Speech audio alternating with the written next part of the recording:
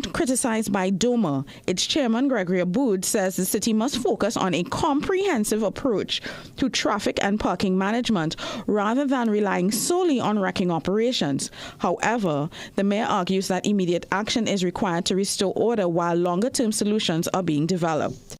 Our focus is going to be on the taxi stands, our focus is going to be on fire hydrants, our focus is going to be on street corners, and the goal really is to make sure that we have a targeted approach to ensuring that all of the stakeholders in Port of Spain have the opportunity to make their living, ply their trade in the city. He says it is a coordinated effort between the Port of Spain Corporation and the Trinidad and Tobago Police Service Port of Spain Division. Those were your 6 a.m. news headlines. We'll have another news update at the top of the hour right here on CNC3 and the TBC Radio Network.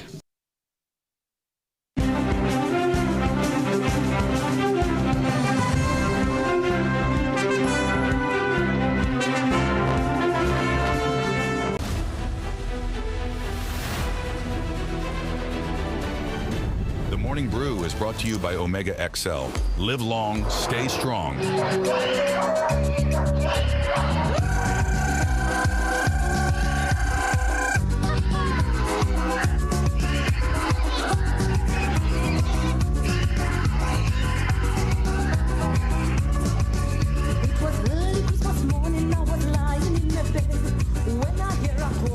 Yes, good morning, Trinidad and Tobago. What a brand new day and brand new month. It is the 1st of December, 2025. December is here, the final month for 2025. And what a year it was. And indeed, later on, towards the end of this month, we will do our, as per usual, yearly recap, go through the biggest stories. And the stories keep on developing. One can only imagine what will transpire.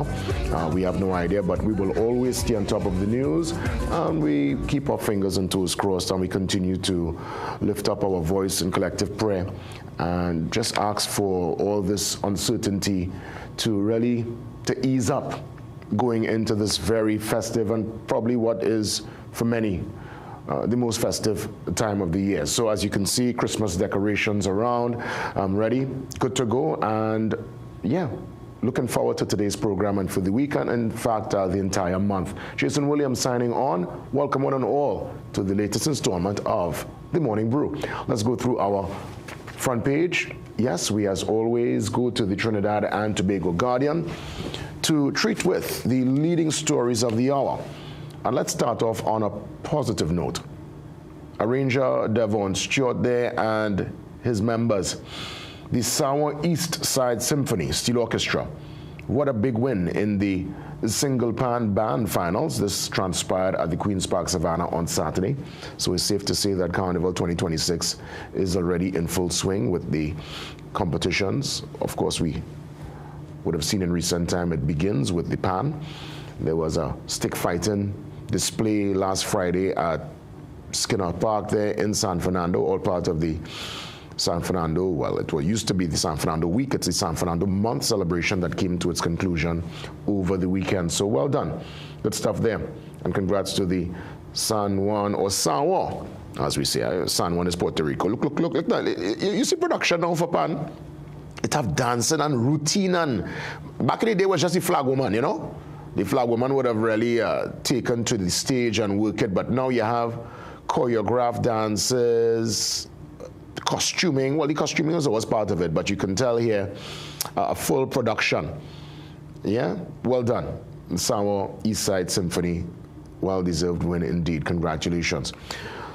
We move on to the, well, it continues to be a highly and much discussed matter, and we're treating with the regional uncertainty, the geopolitical gymnastics happening before our eyes. Never before we have seen this, obviously. Many could recall the 80s with Grenada, the Cuban crisis back in the 60s, right? Cuban Missile Crisis. Noriega, that would have been, you know, within our timing here, but this is very much at our doorstep. And it's a final warning. We got news coming out of Washington that a call was made to President Maduro. And, well, yeah, remember, these are the children of the Bolivarian Revolution of Simon Bolivar. So it's really highly unlikely someone like President Maduro would take the exit route and, you know, move stage left to just give up. These are fighting people. And indeed, the White House, well, they told President Maduro, to resign or face expanded military action. And they reject the threat. They're calling it new age colonialism. There's a lot happening in terms of the language, and well, with the radar system going up there in Tobago, that adds another dimension to the conversation.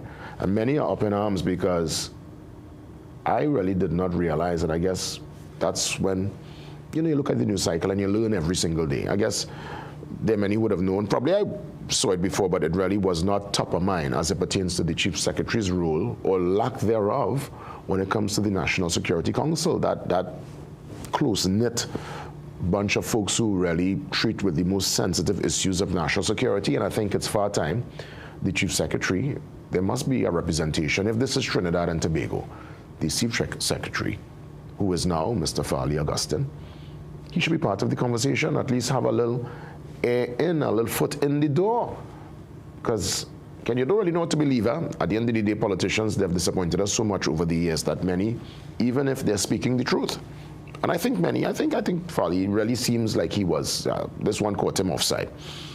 But he said he didn't know, he had no idea. He woke up that morning to messages and to WhatsApp and to stuff happening right here in the media as to the military plane landing in the A&R Robinson Airport, and now, well, the subsequent putting up, as it were, of military equipment or radar equipment, as it were. So he seems to be none the wiser as to what's going on, and it really brought up the bigger conversation as to why Tobago's not represented, why he's not part of that conversation. So I think that's one we'll discuss with our political analysts at some point and see if there is a framework in place to make that happen. I think that is, if we're looking at national interests and Tobago being part of the conversation at all times, they need to be in every major, I would imagine, a point of, well, in terms of the deliverables and decisions. We can't treat Tobago like that. No, sir. No, we can't do that. All right. We're looking at, well, the NTA leader, the interim NTA leader. That is Norman Dindial. He's calling for transparency on the radar installation. So the same radar I was talking about, he's calling for a little more transparency. He had lots to say, and he is now the interim political leader there. That's Commander Norman Dindial. That story develops here on page 6. As we go towards the back page, that's right, the big game yesterday. Everybody had their eyes glued onto this Arsenal-Chelsea game. It was played at Chelsea's home Stamford Bridge in London, West London. Ended up 1-1. I'm an Arsenal fan, people know that. That's my team, but I must say, big respect to Chelsea. They played with 10 men for most of the game, and they were energized, they were pumped. They look the real deal. And as much as Arsenal are playing really amazing football, the best we have seen from Arsenal in years, this Chelsea team is no pushover. And no title is won in November, even December. So this looks like it's going to be right down to the wire. And Chelsea, I must say, big respect. I looked at the entire game, and I'll never support Chelsea. I'm not a Chelsea fan, but you have to respect good football and put your bias aside and say kudos to when a team does well. And they played that game with 10 men, and they look like they had more energy than us. That's the reality. As we stay with the football, our female Warriors get into action today in Barbados as they start their World Cup bid. So that game is happening at the Kensington Oval from 4 o'clock. We want to wish our women's senior team the very best. That's some little controversy with Coach Angus Eve, and he was the appointed coach.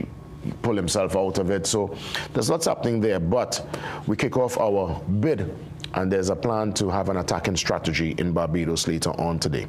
So all the best to the girls, and I'll keep you posted as it pertains to our women and their World Cup bid. Speaking about Barbados, before we head to the brief, happy independence, belated independence. They celebrated their 59th anniversary yesterday. Parade, lots happening across beautiful Barbados, the land of the yellow and blue. Yes, indeed. And if they went out on that kind of limb for 59, one could only imagine when they hit 60 next year. So kudos to Barbados, all the Bajans who live here in Trinidad, all those who have Bajan root and family like myself. My grandfather on my father's side is, when I tell you, fully Bajan. All right, my uncle, great uncle, Uncle Freddie, he lived here for years, still had the Bajan accent, man. He had it still. That's the accent that, you know it, you hear it, you know it. It's a rhythm, it's a song. So kudos. We salute Barbados this morning, our brothers up north, brothers and sisters, as a matter of fact. Beautiful, beautiful space. Yes, indeed. The pride. Yeah? All the best, Barbados. Let's head down to the brief. We'll take this briefing quick before we head across to our boss report that's actually up now. So we're looking at the Standard 3 pupils here doing their performance. The St. Gabriel's Girls RC School Christmas Lights of Hope concert at Sapa. Yes, all the youngsters, schools, different groups performing and having a time as we prepare for Christmas 2025. With that being said, well, again, Samoa East Symphony, as you can see, also on the brief, getting their full flowers. A boss report up next. Ruth is back with us to give us the latest with the big movers and shakers. Your boss report up next.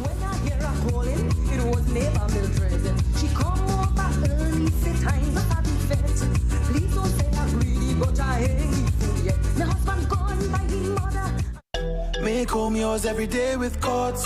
Oh yeah, yeah, yeah, yeah. Get value for your money. Courts have the best quality. Home is what you make it. Best prices and good credit. Courts have it all. Courts has what you need to make home yours. You can get it all with easy payment plans using Courts Ready Finance. Courts, make home yours. Struggling with blood sugar swings, high blood pressure, or stiff joints? Take control with Aja Nutrition's powerful wellness trio. Berberine Plus supports healthy blood sugar. Blood pressure support helps keep your pressure in check. And Joint Aid keeps your joints moving so you can stay active every day.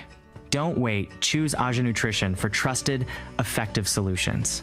Available at Pennywise and leading pharmacies nationwide. Feel better, move better, live better with Aja Nutrition. Every Christmas Santa have one plan to make sure he get his blue ribbon ham. Forget the rest, this is the one, the best is in ham blue ribbon. Even Santa knows a Christmas ham is a blue ribbon ham. Whether it's pork, beef, chicken, or even turkey hams, Blue Ribbon has hams for everyone. Forget the rest, this is the one, the best is in ham blue ribbon. A Christmas ham is a blue ribbon ham. Get yours today. My own personal motto is to show citizens of this country that our stories can be told in a professional and international standard. I want to show them that the journalism they consume on cable TV can also exist here. Each day, that's my focus, that's my drive, to show the stories of our communities, of our people, matter just as much as anywhere else in the world. That's why we are where you are.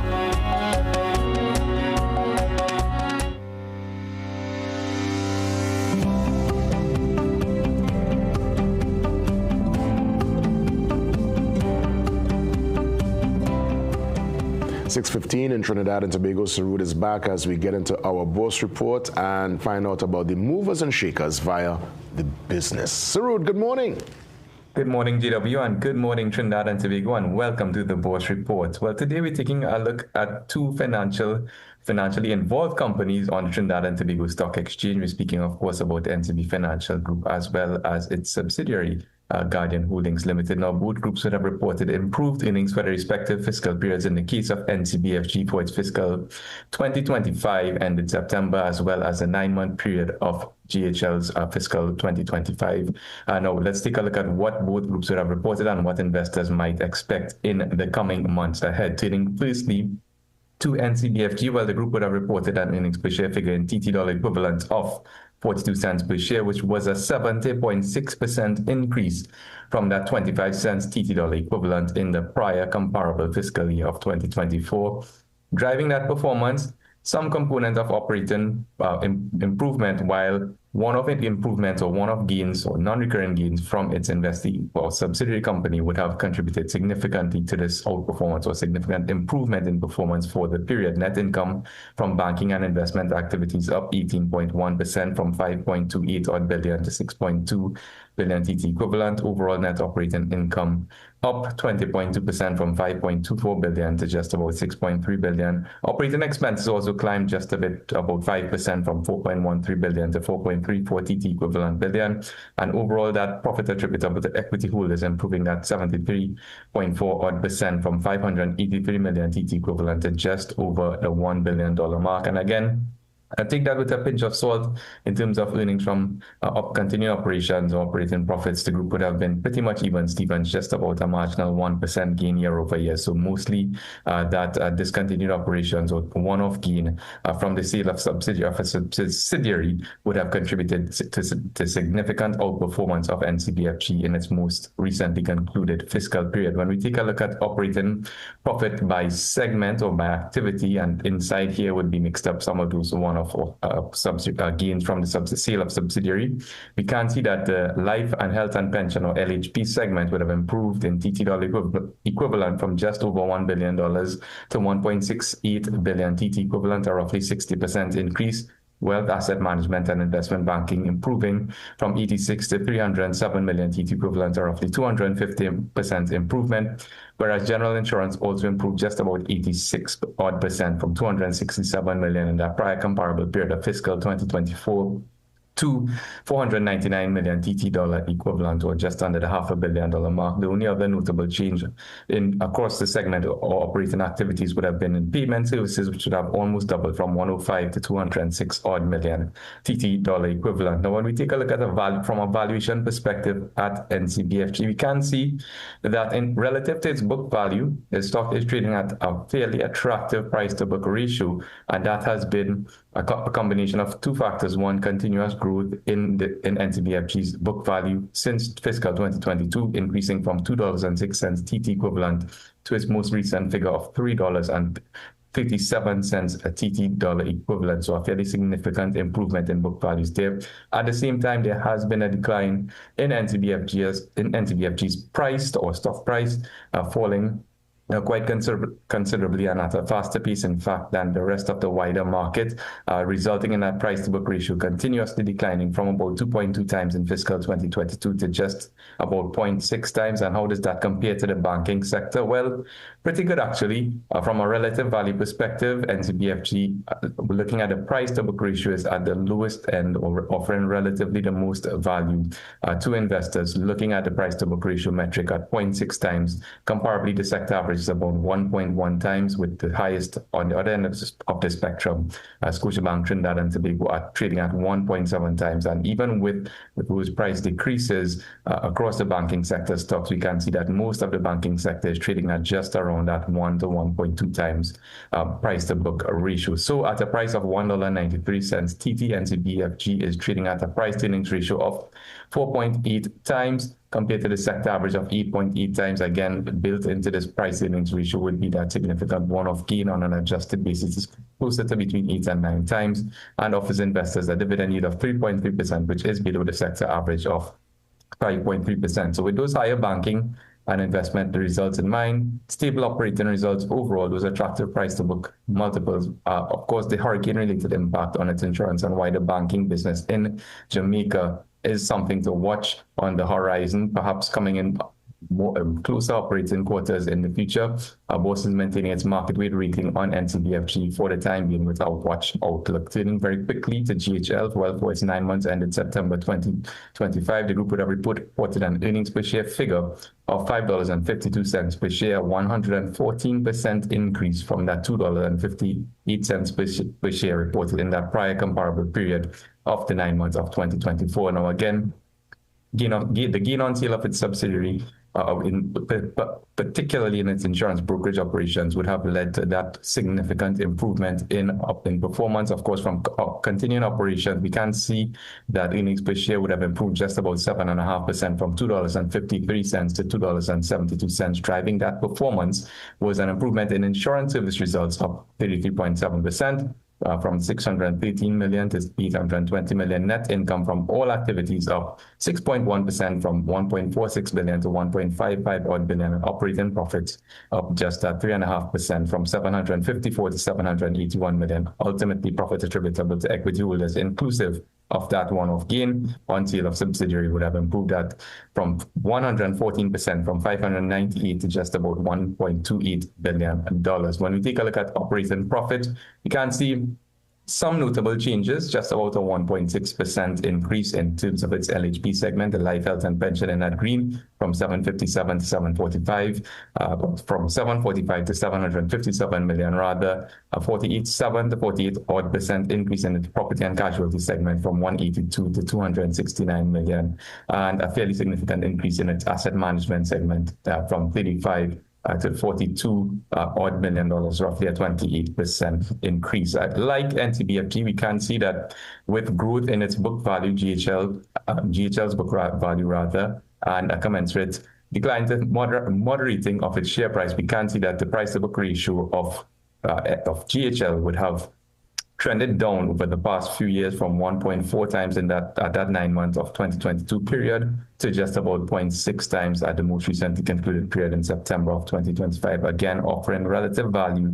to shareholders looking at this particular metric. So at a price of $14.44, GHL is trading at a price to earnings ratio of 3.8 times compared to the sector average of 5.8 times. Again, baked into this trailing 12-month price earnings ratio is that one-off gain, offering investors a dividend yield of 5.6%, which is just above the sector average of 5.2%. Now, with that higher insurance revenue in mind, a relatively attractive dividend yield and fair valuations, depending on how you look at it, certainly attractive from a price-to-book ratio, but cognizant of those economic and fiscal uncertainties, specifically the impact of Hurricane Melissa on fiscal performance or economic performance in subsequent quarters, as well as the bank and insurer asset levy and the impact of that on GHL's overall earnings capabilities and earnings powers in subsequent periods.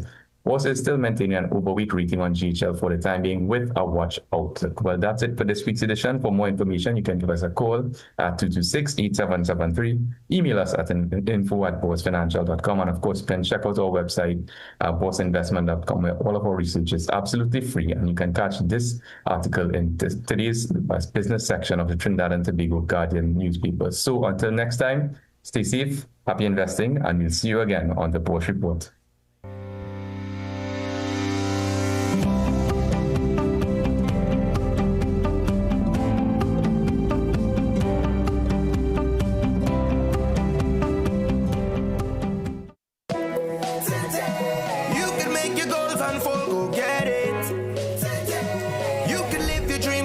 Let's do this. You can get the help you need to succeed with Rand Credit Union. You can believe that you can achieve. Big goals, small ones too. Rand Credit Union, we've got you. No more waiting, that won't do. Make someday today. One life, so make it good. Live the way you know you should. With Rand Credit Union, yes you could. Make someday today. Live your best life today with Rand Credit Union. Step into ABC Doors and Windows, where quality meets variety. Discover premium wooden, steel panel, fiberglass, and steel security doors alongside aluminum, UPVC, and steel windows designed for strength and durability. At ABC, we're always a better choice, delivering products built to last and service you can rely on. Visit our showroom at 1 Chanka Trace, El Socorro South, or call 638-7184 to make your dream home a reality. Parents will do it. They'll go to work, have a day, bro, and come on and take that stress out on you. Welcome to another episode of Manhood. Everybody will do what they need to do to get what they want. And if they can't fit in to the norms, then what do they do? They're surviving. Not everybody wants to kill me because I might be all kind of thing, but I think I'm a good person.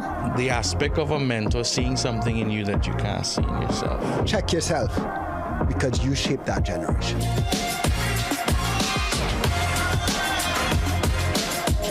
Are we losing in many ways the values?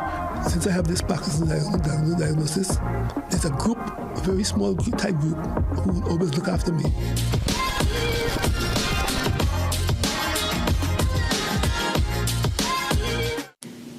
Some of us like to test limits, but there won't always be second chances. Obey the speed limits.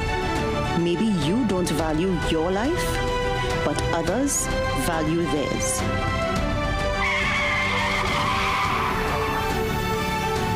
A message from the TTPS.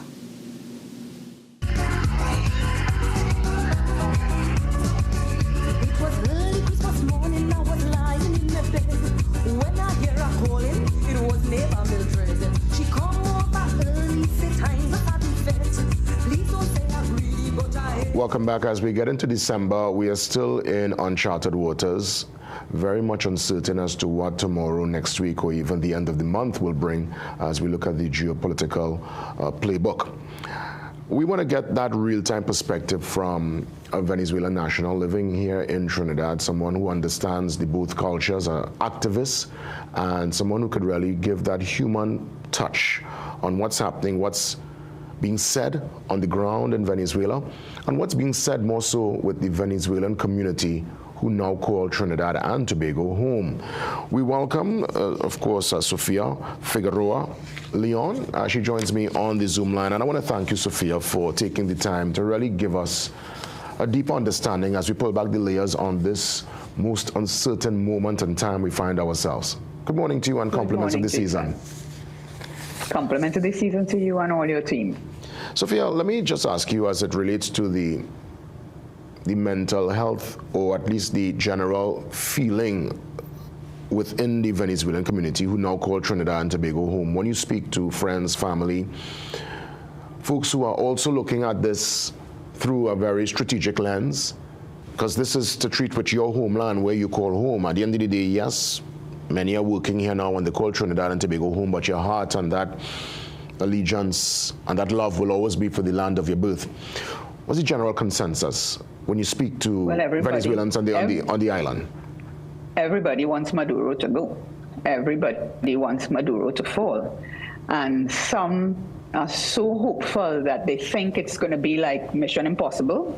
A helicopter lands, the man is extracted, and a new government comes in, and Venezuela starts all over to work towards their future. And Venezuelans living here and abroad have the opportunity to return, because many cannot return as it stands because they will either be incarcerated or they will be disappeared. So this rhetoric that's going on for a lot of Venezuelans locally in Venezuela and abroad is they want it to happen. They say, what is happening in Trinidad? When is it going to happen? And they're not taking into consideration that if the Americans really go in, they're going in guns blazing. They're going in with their military, with the men, with the guns, look, the ships, everything. And it's not going to be nice. I mean, if you just look back at history, let's call Panama, for example.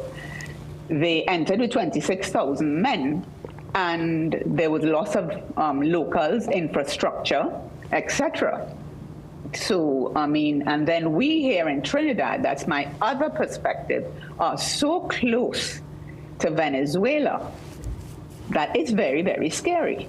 And a lot of people are seeing the Americans are here, the radar, the et cetera, Again, history will show you that anytime the United States of America goes into a neighboring country, they always visit the countries closer to that country they're going to invade. You can just Google it. Yeah, it's been a playbook. We have seen the playbook over the years. But let me ask you though, Sophia, because we know that 7 million thereabout would have left Venezuela and go into different parts. Guyana, Colombia, some made it to the U.S. Of course, there are many who call Trinidad and Tobago home. So I know that those who would have left will not be favorable to the Maduro regime. Hence, they're leaving and trying to find a better life. Do you believe if there is a removal, as it were, of Maduro, many of the Venezuelans who would have left will go back home? It's almost 9 million people, not 7. Well, look at that, 9. Well, my last count was 7, so it's 9 now. That's a massive number based on your population of 28 million. That's a good portion of your population. Correct, and a lot of them would like to go back. and start over their lives, because in my case, I speak for myself, I am here in Trinidad, and my mother, my brother, my nephew, my nieces, my sister-in-law live elsewhere. We are all scattered all over the world. I have cousins in Florida, in Canada, in Sweden, in Rome. I mean, all over the world, in Spain, in England. I have friends in China, Japan. I mean, how are we going to have a family reunion? We can't. We can't. And that is because of the regime that has separated all the families. And I personally would like them to go as well. I mean, I don't understand. Well, I do understand why Maduro doesn't say, okay, I'm giving up, I'm leaving. Because at the end of the day, his circle of, people who take care of him are Cubans. The immigration office is filled with Cubans. Other institutions, the military is filled with Cuban intelligence. And the way I see it, if Venezuela falls, Cuba falls. Well, yeah, because Cuba will also lose their natural pipeline when it comes to the gas and oil. But let me ask you, though, the images we see on television coming out of Venezuela with many in the street, chanting Maduro's name in support, the militia that was reignited, where people went to get their arms and they're doing training, about 3 million thereabout, we heard. Is that all propaganda? Because it seems from the video coming out of Caracas, there seems to be a massive support system around El Presidente Maduro. Let me give you a story. This happened in 2006, between 2006 and 2007. A person that I know, very dear to me, was at his place of work and was picked up in an unmarked car by the Venezuelan military. When they took him to a military airport, he asked, why am I here? Of course, scared for his life. He says, because I've been told that you are an eminence in maintaining aircrafts. You are the only one in Venezuela with a FAA certification. So he said, well, okay, let me cooperate. How can I help? And he said, we need you to service these Sukhoi Russian airplanes. So he said, okay, bring the manuals. They gave him the manual in Russian. He said, I don't speak, understand, nor read Russian. Can you give me the manual in Spanish? We don't have it. Okay, give it to me in English. We don't have it. He said, well, you'll have to take me back because I cannot help. And that is 2006, 2008. Furthermore, I saw a truck with missile from the 1960s on a beach in Puerto La Cruz, Russian as well. So I don't really think that they have the capabilities. It's all propaganda. And when you say militia, that's like me in my 50s going to sign up to go and fight a war that I do not know because I have no training. I've never been in the military. They will show me how to shoot a gun, but otherwise, how am I going to know what to do? I mean, you are trained for this once you're in the military. Yeah. Sophia, well, again, we're watching all this very much uncharted waters, but how do you respond, or at least through your lens, if you was to give an assessment as to Trinidad and Tobago's involvement, the kind of language coming out of Trinidad and Tobago, and more so the nationals, those who are here who, and in some cases, even with some of my callers, who look at Venezuela and what at least the U.S. is bringing to the table by suggesting that lots of drug running comes out of Venezuela. We have known for years Trinidad has been a transshipment location. Yes, we know that as fact, but nonetheless, there are many trying to almost pin some of the crime and what we have seen here in Trinidad on Venezuela, or Venezuelans who now call here home. What's your take on all that's happening, especially with the conversation around Venezuelans who now call Trinidad and Tobago their home? Not all Venezuelans are bad. There's a saying in Venezuela that says, los buenos somos más, meaning the good people are the majority of us. And they want good. A lot of these people, like I said before, want to go back to Venezuela. What I'm saying is that at the end of the day, our government has no choice. Meaning, like I explained previously, every time the U.S. going to invade a country, they visit the neighboring countries, and that's what they've done. It is very scary. We are on edge, just like the Venezuelan people are on edge.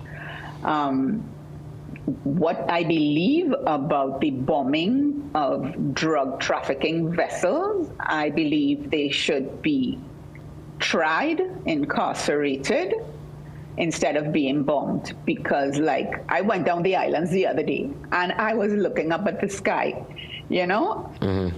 I mean, I can't go down the islands in peace, if you understand what I mean. Mm-hmm. Yeah. Because it is scary. You're looking to see, because Venezuela's right behind the islands. It's right there, 7 miles away. But, right there. So I guess you don't accept Washington's, because again, many are suggesting it's regime change. You would have said here on the program literally minutes ago that many Venezuelans, they want that. But yes, the reason that, or at least what they're presenting via foreign policy, is that they're going after narco-terrorists, drugs, and they have labeled Maduro as the kingpin in a massive drug cartel. Do you buy into that narrative? Well, I have no proof as everything, the bombing of the ship, of the vessels. But one thing I can say is that the reason why the cartel is called Cartel de los Soles, Cartel of the Suns, is because the high-ranking military have suns on their shoulders. So if you are a full-blown general, you have 4 suns on your shoulder. So obviously the people in places of importance are not going to just allow the Cartel de los Soles to move without their knowing. So in some way or form, they must be involved in some shape or form. But again, like in Trinidad, yes, they had bad people come from Venezuela, not only with drug trafficking, but with human trafficking. And I think this has to stop. We also have to help ourselves by improving our capabilities, intelligence-wise, police-wise, Coast Guard-wise, patrolling-wise, because, I mean, we can't wait for some other country to come in and do our cleaning for us. Indeed. I want to ask you in terms of, because you rightfully said that, yes, we have seen U.S. policy where countries close to wherever they have an issue becomes almost like a proxy, and that is, I guess, our geographical conundrum, as it were, being so close to Venezuela and all what's happening. But in terms of the Prime Minister, Mrs. Kamala Persad-Bissessar, her utterances, her positioning, are you impressed so far as to how she's treating with this particular delicate matter? I'm just very happy she's not friends with the regime. Because at the end of the day, it's been 26 years, Jason, 26 years of people fleeing the country, of families separated, of mothers not being able to find their children disappeared. I mean, you cannot find, in some instances, medication, hospital. I mean, you live on $5 a month. The elderly as well, their pension is $5 a month. US, how can they live on that after working a whole lifetime in their country? People want better. People want, I mean, corruption to leave, this thing where the regime is multi-millionaires and the rest of the country is starving. In Venezuela, there are 2 countries inside Venezuela, the ultra-rich and the poor. And if you are aligned with the regime, you are ultra-rich. So, I mean, people want better. And, yeah. You know, Sophia, and they are Venezuelans locally are very happy with Kamala Persad-Bissessar. Well, Sophia, because you go ahead. Because she wants a regime changed. I mean, this is how I see it. It's all the finality of this rhetoric is regime change. Yeah. Because how long are we going to have the United States spending millions upon millions of dollars in our waters, bombing any little vessel that comes from Venezuela or any vessel that leaves Trinidad to Venezuela or goes up the Caribbean Sea towards Aruba? I mean, how sustainable is that realistically? Well, Sophia, I mean, that's why it's so important to have these open conversations, because many looking on this morning, again, probably for the first time really in an intimate way, getting an understanding as to the Venezuelan perspective on this matter. Because many got the impression, we have always been sold the narrative that Venezuelans are children of the revolution, the children of the Bolivarian, Simon Bolivar, and the whole Latin America push for independence and sovereignty overrides anything else. They don't want. The impression I got is that Venezuelans do not want imperialism and the U.S. to have any kind of say in their affairs. So there was this kind of revolutionary stance, as it were, and a pushback towards foreign entities intervening in your local politics and direction. That is the regime's propaganda. At the end of the day, if you do not have international investment in your country, you really cannot see it grow and develop further. Because we see it here in Trinidad, we see it around the world. And that is just regime rhetoric and propaganda, that we are children of the Bolivarian Republic. That Bolivarian Republic is something instilled by Chavez. I'm sure Simon Bolivar must be turning in his grave, seeing that that's not the Venezuela that he envisioned. So that is just rhetoric. That is just talk and propaganda. Interesting, Sophia. Interesting indeed. I'm so happy we're having the conversation, because I always got that impression that you got the impression that Venezuelans are. Remember, we negotiated our independence. We got it on paper. There was it was forged in blood, as it were. So you got this impression that the Venezuelans are forthwith in that particular stance and will fight to the very end. But you're telling me a different story here this morning. Well, then, if that is truth, why did they leave Venezuela and they didn't stay in Venezuela to fight the rhetoric? This is the Bolivarian Republic. This is Venezuela. We don't want anybody. Why did you leave?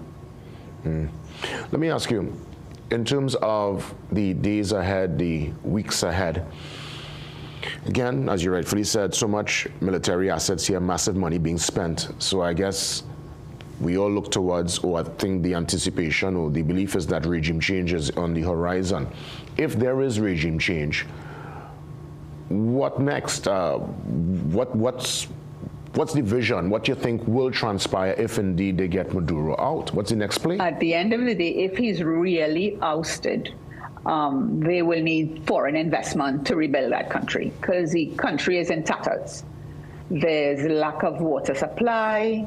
In some states, there's lack of electricity. Like, for example, electricity would come twice a day or for several hours a day, and then again tomorrow it'll come back for the same amount of hours.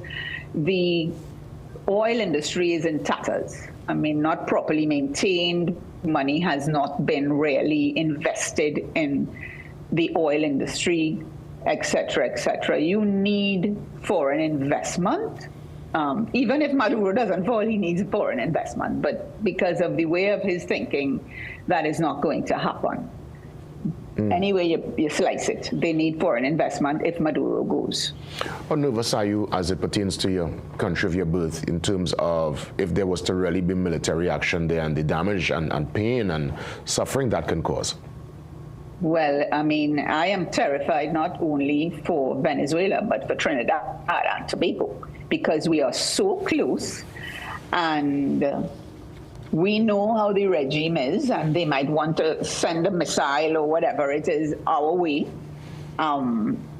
And that scares me. A war will scare you anytime, and especially so close to Christmas, where you're thinking about family and family getting together and family coming from abroad, or, even talking on FaceTime, those that we that cannot see physically.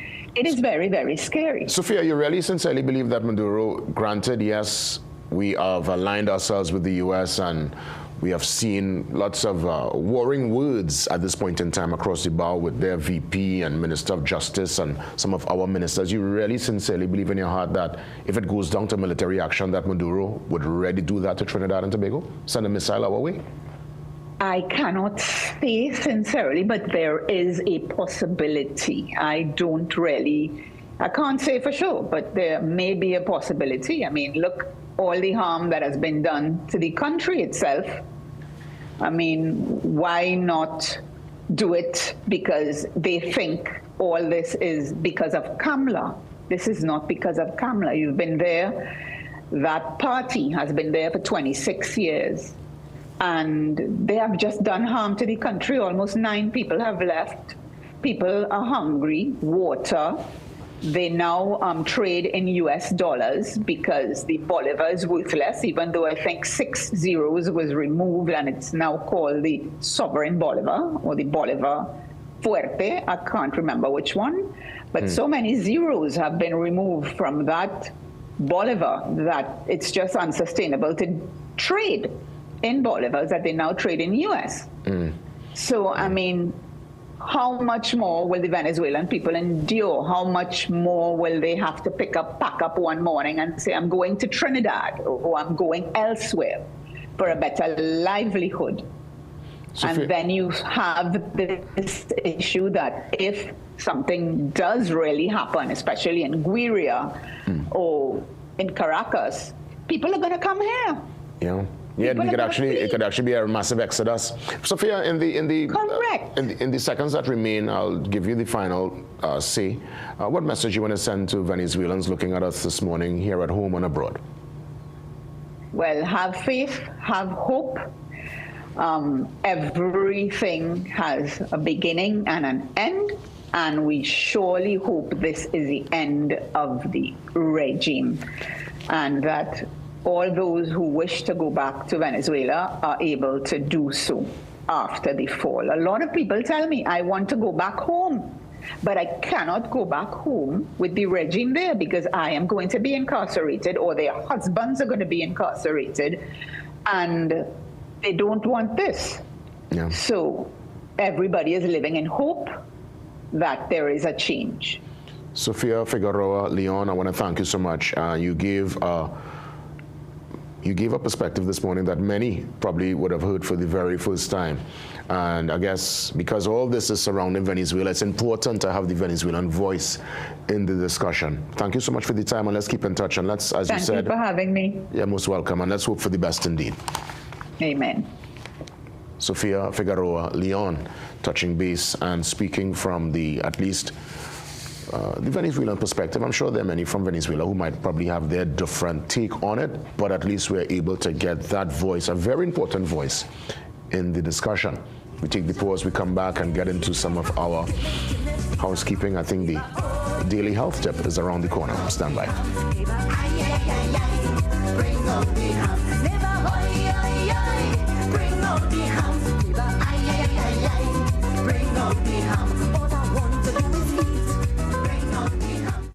JHI Trading, your one-stop hardware and home center, has it all for you. Come visit and choose from a wide selection of curtains, draperies, and linens. Lots of furniture, kitchen cabinets, and wardrobes. Top brand name kitchen appliances and accessories. A wide selection of tools. Bath enclosures and bathroom fixtures. Chandeliers. Vinyl mats and rugs. In-house paint shop to give you that special color. Mirrors and pictures in assorted sizes, colors, and designs. Lots of toys. Hardware and construction supplies. Visit JHI Trading Home Center and Hardware. 121 Eastern Main Road, Arima. Get a loan at Bremont. The process is simple. Fast and efficient approvals. Receive funds within 24 hours once approved. And no penalty for early repayment. Located at 4 Gallo Street, Woodbrook. Remember, we like to lend. Today's episode is a little bit special. You get to hear from our patients. So there's a high chance that as you get older in life, his prostate will get enlarged and you'll have some problem to pass urine. I'm going to be speaking about one particular laser called the holmium laser. So then he came and he visited us and we did the whole up on him. We got it out and now he's passing urine like a young boy. Like I always tell my patients, when we finish do this operation, you're going to be pressure washing the yard. That's a very nice visual, but thank you for that. Tune in on CNC3 this Friday at 8 p.m.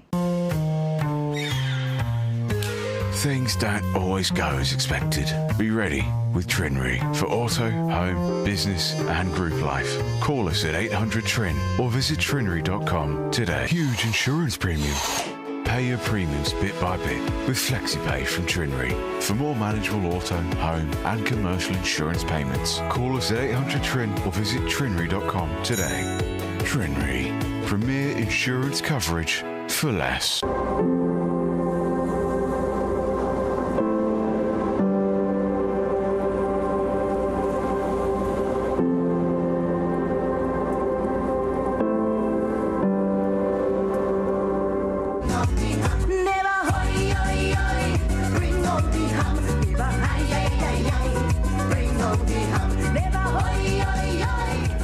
Yes, again, season's greetings to one and all. Let me say a very special good morning to the EUG Resources team. I had a chance to spend their Christmas gala. Well, I basically was part of the Christmas gala on Saturday. What a great time I had for all at the La Rev at C3. So the EUG Resources team, Mr. Vieira, the MD, of course, to Lisa and her team. A great job as always. And good morning to all those who are, at least via their management, putting on a nice showcase for the staff to just get a chance to unwind, eat up, drink up, and you know, I say we work hard, so you know, we get a chance to play hard too. So well done to all those putting on their gala, whether it's a massive event or it's something small in the office. Once you're able to gather with your team members, that's always a good feel.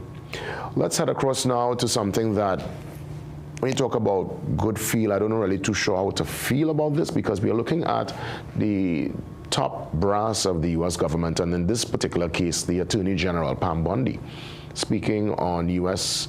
media via their U.S. media outlet yesterday to the bombings, to what's happening in the open waters, to the allegations of the drug cartel and the narco-terrorism network that she says exists in Venezuela.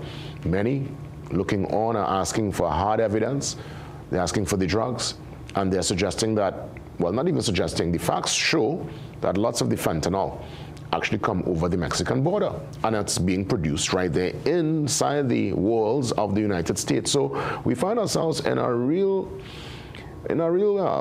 monkey pants, as it were. So let's hear from Pam Bondi, the Attorney General of the U.S., speaking in her words and giving her perspective as to what we have experienced in the last couple of weeks via some of these bombings of vessels in the Caribbean water. The drugs that are flowing into our country from these terrorists are killing our children. And if Donald Trump won't protect, if the Democrats won't protect our children, Donald Trump will. By any means we need to, within the legal realm of our society. And that's what we're doing. As far as a classified memo, I'm not going to discuss that. But I will say Venezuelan drug dealers need to tread very, very carefully.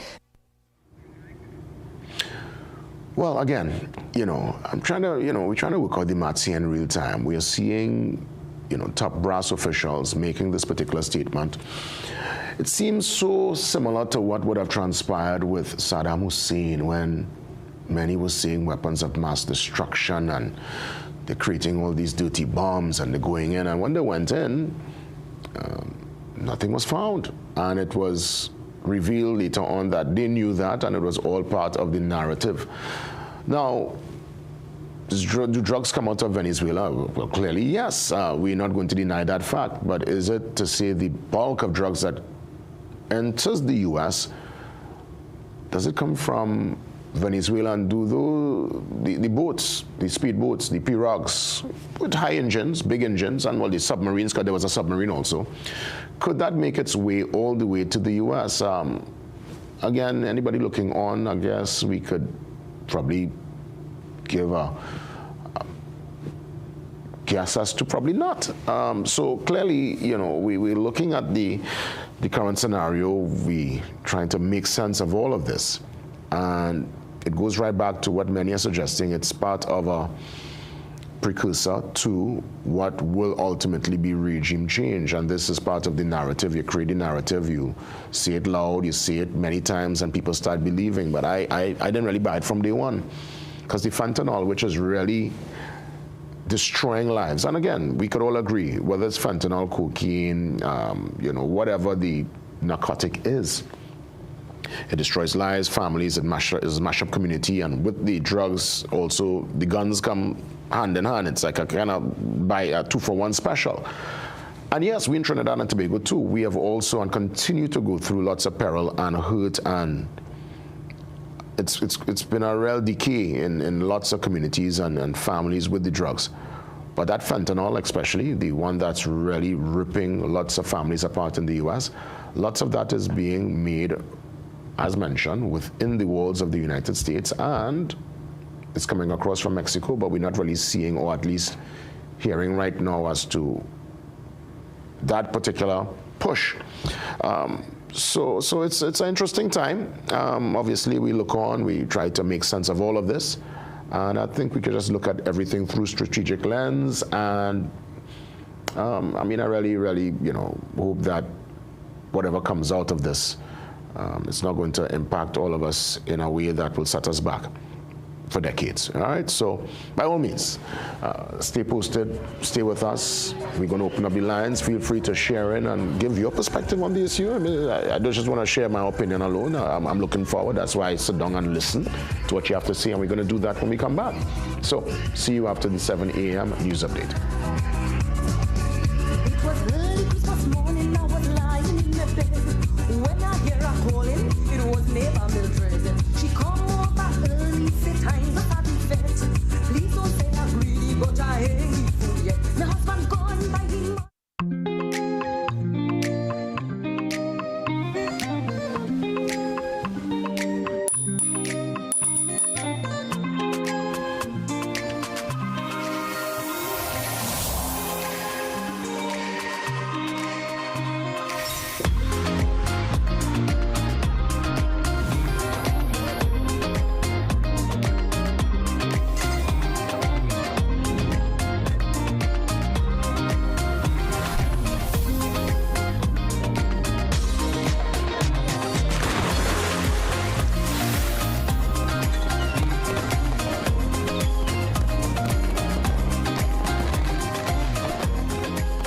Season's greetings from Secu Credit Union, where we make your dreams come true. Check out our vehicle loan specials, flexible terms and reduced rates until February 2026. Need funds for the holiday season? Take advantage of our $20,000 Sorrel season loan. No hold on shares and no installment payments required until 2026. Get up to 5 times your shares balance with our personal loans or access up to $1 million for debt consolidation. Contact us at 226-7328 for more info. Secu, supporting expectations, caring for you.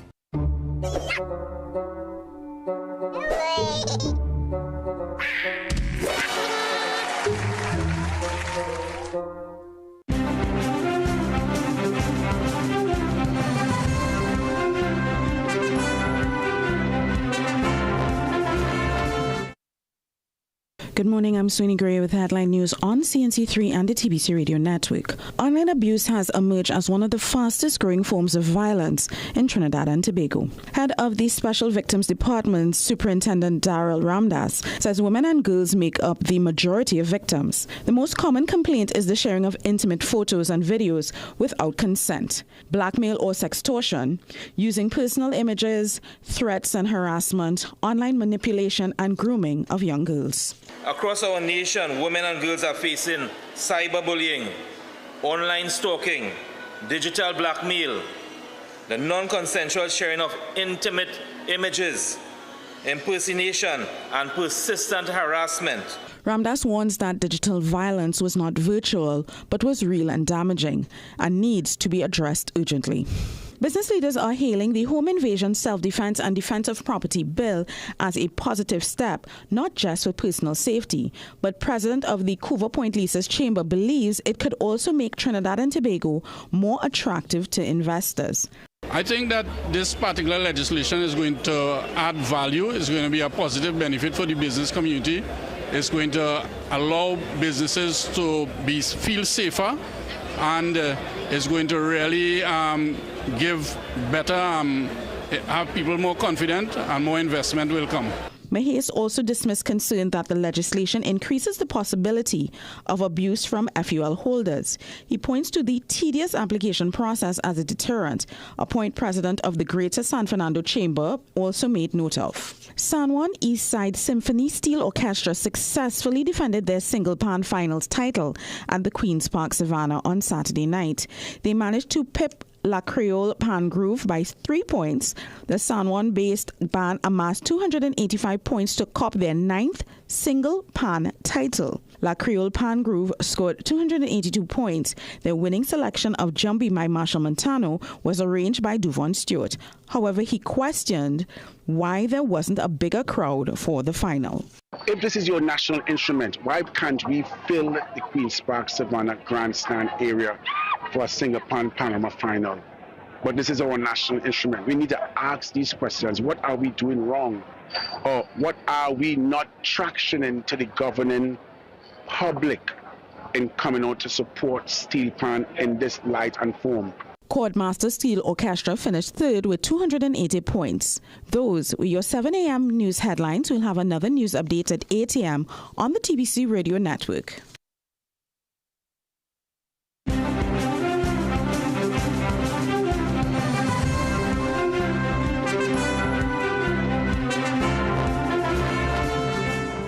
This Christmas, John Thomas presents Believe, a Pop Star Christmas, featuring the Believe Junior Collective. A spectacular holiday concert packed with favorite Christmas hits, pop star energy, and show-stopping voices. Be there on Friday, December 19th at Queen's Hall. We're bringing the dazzle, the music, and the glamour. Get your tickets now at Queen's Hall box office or at queenshalltt.com. John Thomas's Believe, a Pop Star Christmas, this December at Queen's Hall. Get your tickets today.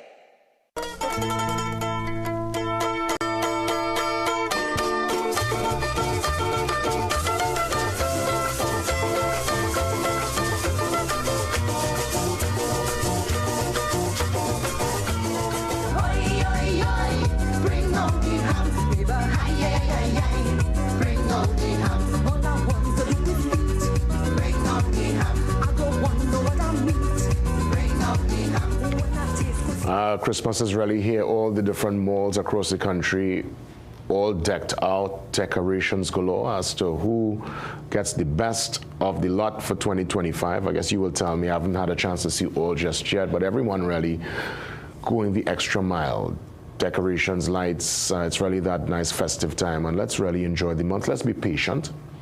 Let's try to make the most of it and remember the reason for the season. Really, sometimes we get caught up with the material part of it, materialism, the buying expensive gifts and all this excitement, and certainly that's not really the reason for the season. Let's use the moment to reflect and to just honor and cherish the things that mean the most to us: life, health, family, friends, and those shared memories.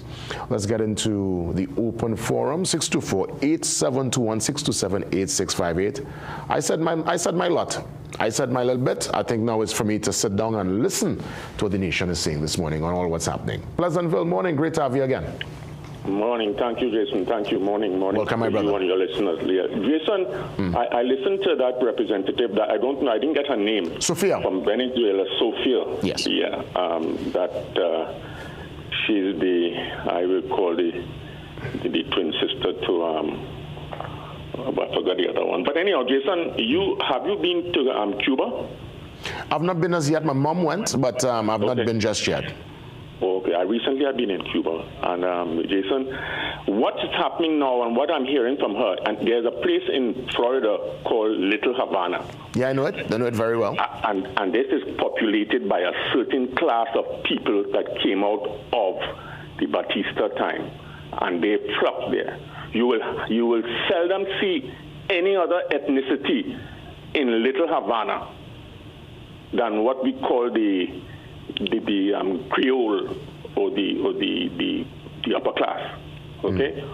And Jason, what is happening in Caracas, in Venezuela, it's going to be happening here because we were the only country, I believe, in the world that ever conducted an immigration registration exercise successfully We brought Venezuelans, and what Venezuela is suffering right now has a direct result to do with the U.S. administration. All the suffering that are taking place right now there, Jason, they have been starved, they have been sanctioned, they want to be, the U.S. is dictating what they do, who must pay them, what they must do with their money. Everything is being caused by the U.S. administration, and these are facts. But somehow, we in this part of the world, in the Western Hemisphere, we believe that America is so special, and we are afraid of them, and as though they are some honest thing to be looking up to. It is what I'm not saying that if you have to have regime change, Jason, you know how to do it within your country. You know how to do it within your countries. What I'm looking at, Jason, is that we have registered people here. It costs us money from our revenue to register Venezuelans and to keep them working here. We cannot take 30 million people over here. And whatever is happening in this country right now, I'm not even going to discuss what's happening right now with Ms. Prasad Bisesa. That's for another time. But what I heard this morning there, it is not correct. None of it is correct what that woman is saying there. Whatever is happening in Venezuela is a direct result of the Donald Trump administration in this country. I'm not afraid of losing my visa. Thanks.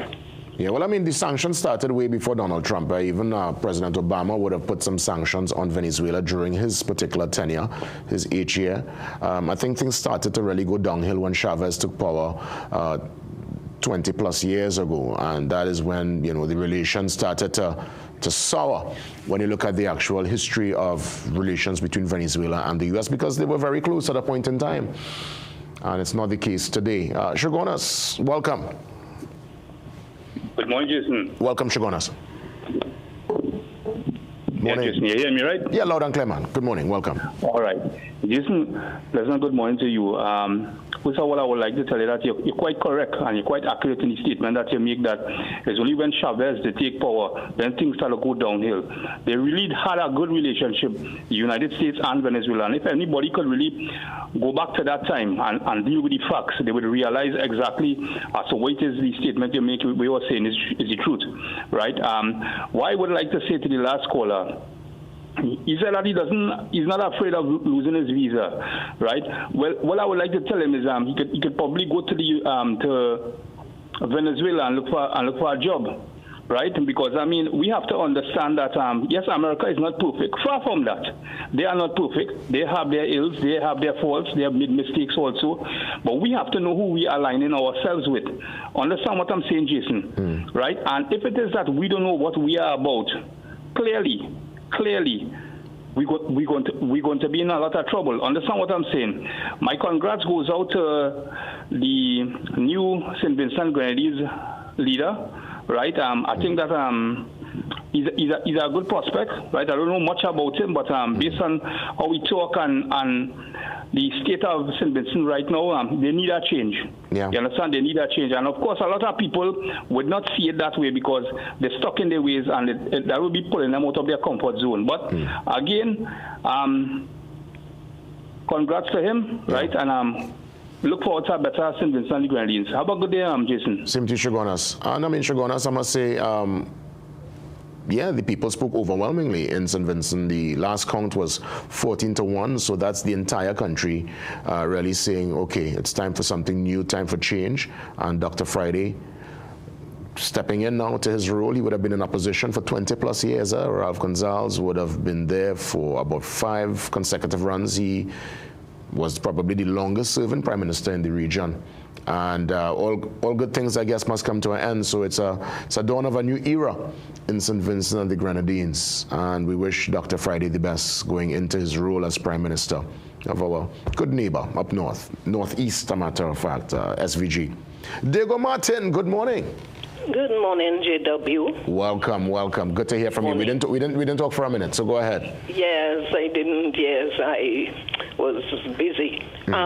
Your first caller and Mr. Shogunas, they need to be reasonable. There are people waiting on the lines, and they are going on like it's an address to the nation. Please, you all have a heart. Let me try and not be long. JW, I just heard your Shogunas caller say he don't know much about the new president, the new prime minister of St. Vincent, but he know he will do good. I mean, the man is sit down in the office yet, and you saying you know he go do good?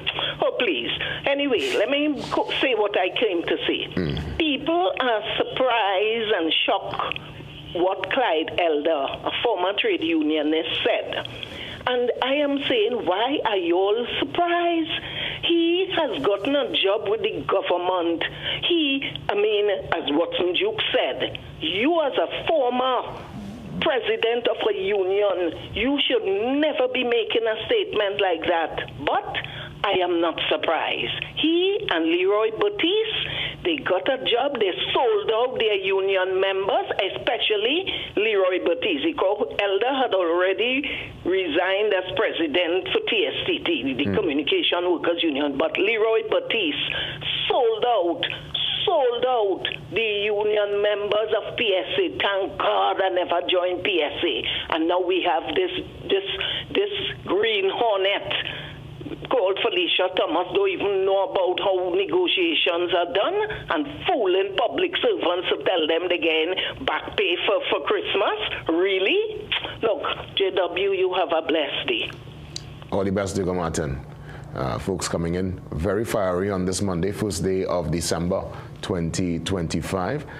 Most times, sometimes I will from a little debate and we'll go that back and forth, but most times I really sit down and I listen, because as I've said, and certainly I'll say again, one of the most important parts of any conversation is the ability to listen, to absorb. And sometimes people bring a whole different perspective. And it's not to get angry. We could disagree without being disagreeable. Sometimes when somebody brings a totally far left perspective, you could take a moment, sit down, soak it in. And that to me is sometimes where the learning curve comes from, because you didn't think about it that way. So, I appreciate all the calls, man. And it's varying calls with varying perspectives. So let's head to Santa Cruz. Good morning. Morning, Jay. This is Santa Cruz speaking this morning. Welcome, my brother. I'm listening. Yeah. First, I want to support the stand your ground legislation. Nice. I believe, based on what is happening in the country, I believe stand your ground legislation is a good piece of legislation for the country that will protect citizens who defend their property. Yeah, that is the first thing. Yeah.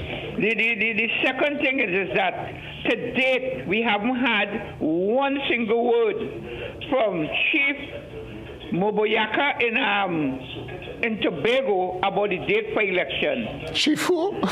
Chief who you call? Well, Pali Augustine, I forgot the name. I thought it was Moboyaka, whatever. Pali Augustine. We haven't had one single date mentioned for the election. He said by today. I think by today, we're supposed to get by. If not today, by this week, Santa Cruz. You see, we cannot go down that road. The time has come when we must have fixed date for election, and people must stop having it in their back pocket, because you might forget it in your back pocket, send it in the laundry, and it might wash out. So the time has come when, as a country, we must grow up with fixed dates for election, and we must have term limits for leaders. Term limits for leaders of government, like Prime Minister, regional corporation, and House of Assembly. Because what is happening that everybody who comes start to believe that there is God as such, and it's even let me tell you something. When you listen to Pali Augustine, with respect to what is happening to Tobago, and with respect to the U.S. setting up radar, he didn't know one single thing. And up to now, Pali Augustine hasn't realized that Kamala Prasad-Bissessar has quietly taken control of Tobago, take control of the THA, without he even knowing that is what's happening. And what even make it worse, they take Ashwa Jack and appoint him a liaison officer extraordinary to talk to Kamala, and not your two MPs that they have sitting in Parliament. Parliament. It is the most disrespectful thing that ever happened to Tobago in Tobago House of Assembly existence. I believe the time has come when the people in Tobago must tell Freddie Augustine, thank you, sir. You have served us for a short time, but farewell, just like what they do with Gonzalez, because some of them have overstayed their time. This is Mr. Santa Cruz signing off. All right, Santa Cruz. Wow. Well, yeah, that was the open forum today. You know, different perspectives, different talking points. But the good thing is we're on top of the news. We're watching, we're monitoring, and it's important to have your say. And that's what we definitely are here for. We give thanks, and once we're able to do it again tomorrow, we do it again tomorrow for the open forum. Up next, we get into a cultural discussion, and this time it's around the steel pan and the pulling out, as it were, of sponsorship, and how could the steel band movement and smaller bands, medium bands, and even bigger bands push for sustainability. A very important conversation with the manager of the Zaparia Del Tunes Steel Orchestra. It's up next.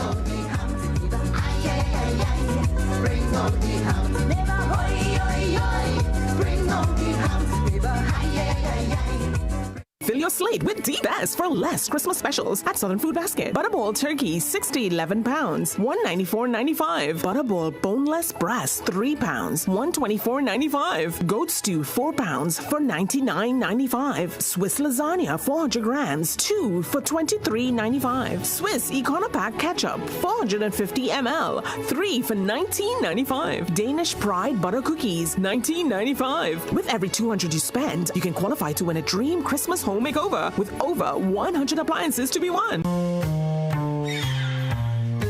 Things don't always go as expected. Be ready with Trinry for auto, home, business and group life. Call us at 800 Trin or visit trinry.com today. Huge insurance premium. Pay your premiums bit by bit with FlexiPay from Trinry. For more manageable auto, home and commercial insurance payments, call us at 800 Trin or visit trinry.com today.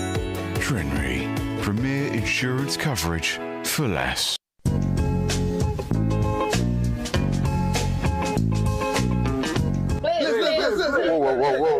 Whoa. Please, what do you think about the PNM in opposition? Now, opposition is a force. So if the opposition opposes our next opposition, is it really an opposition? Do you think Barry will be able to give water to all? Okay, for that question, tune in to the rundown on CNC3. Wednesdays at 8 p.m. every Wednesday. Yeah. All right? We're going. The People's Work. Yeah, where? No, the People's Work. It's done on CNC3 on the rundown. Oh, you thought it was here? Yeah, but no, it's done on CNC3.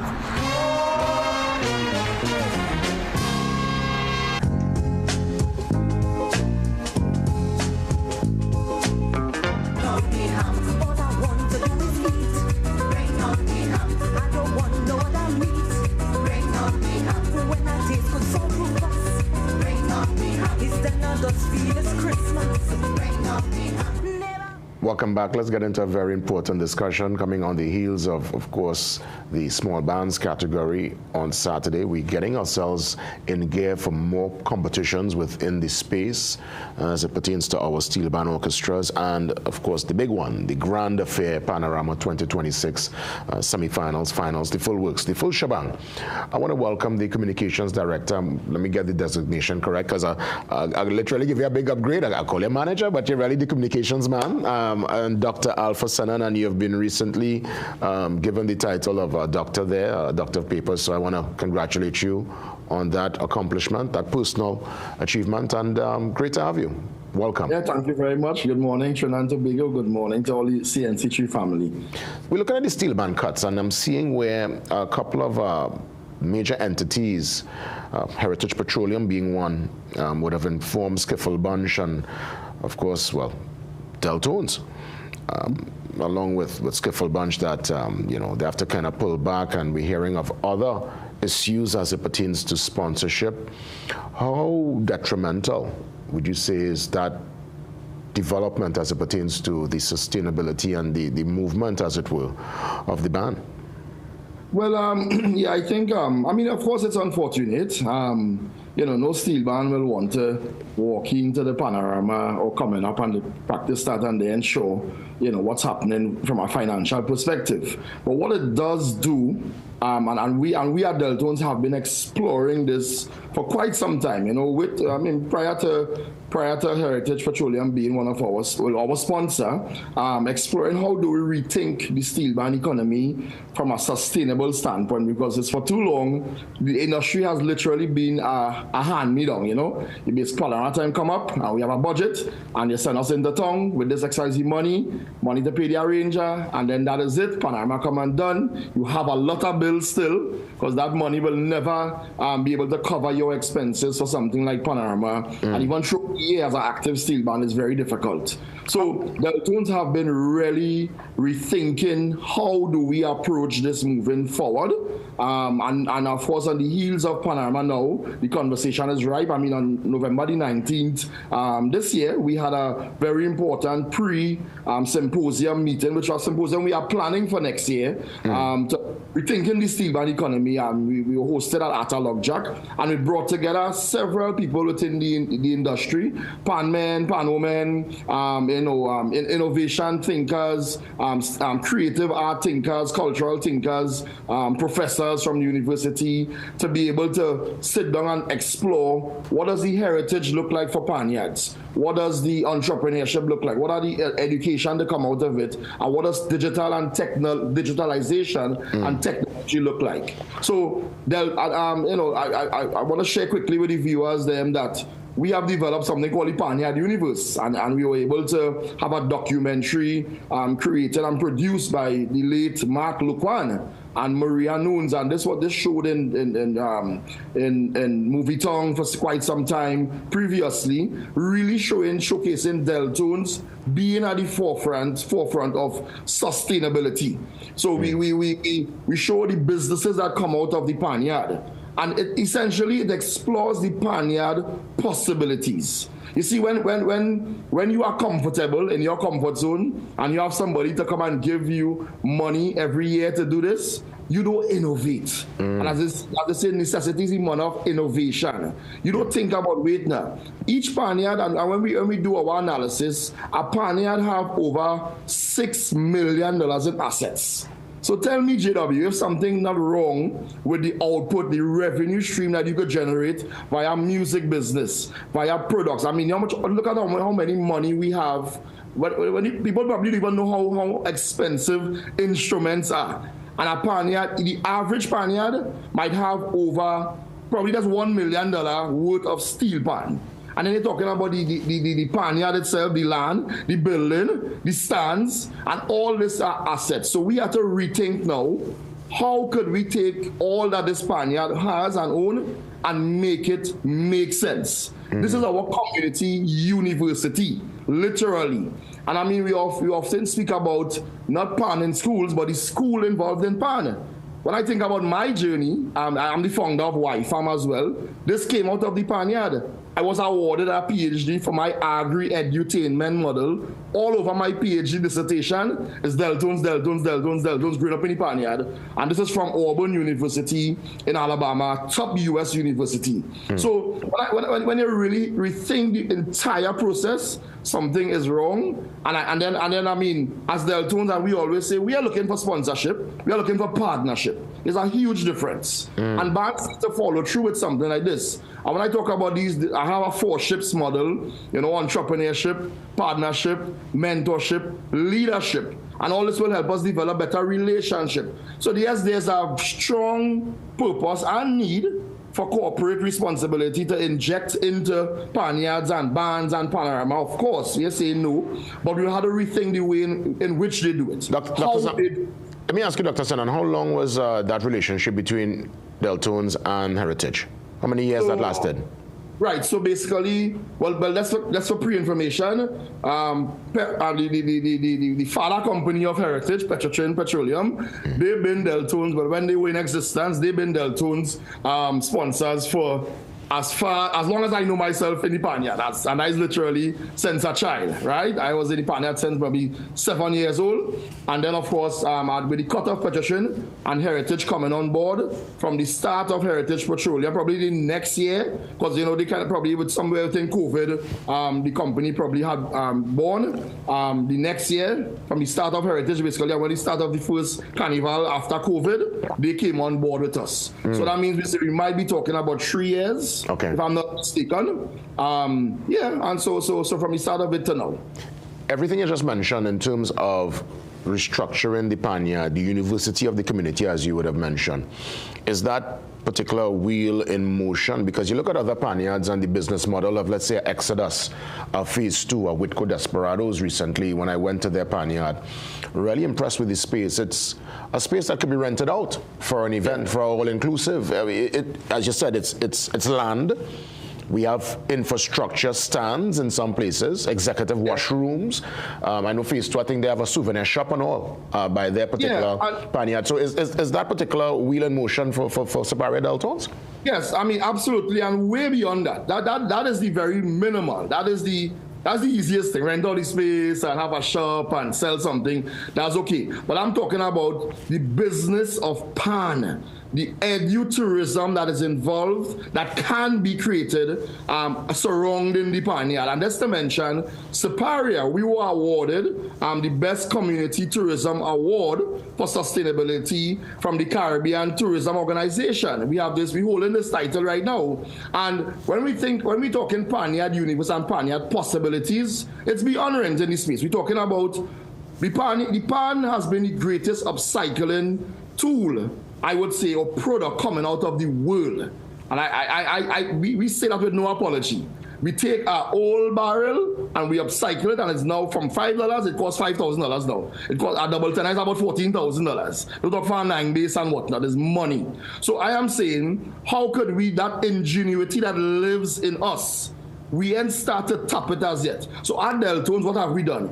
We found a way to take pallets, old pallet crates, wooden crates, and build anything you could think about. We had a festival on Saturday, Saturday gone, Kusume Festival 5, and the entire seating at the festival was built by the hands of the young people of the community, people from the Panyard. The bench, the tables, the dining room set, and we had it on display, we had it on sale, people purchase, and this is the possibilities we are speaking about. We have the railway pizza, a business again coming out of the Panyard, in the Panyard, where we use our old steel pan drums, and we build ovens from them, and we have pizza. We have pizza named after our Panorama songs.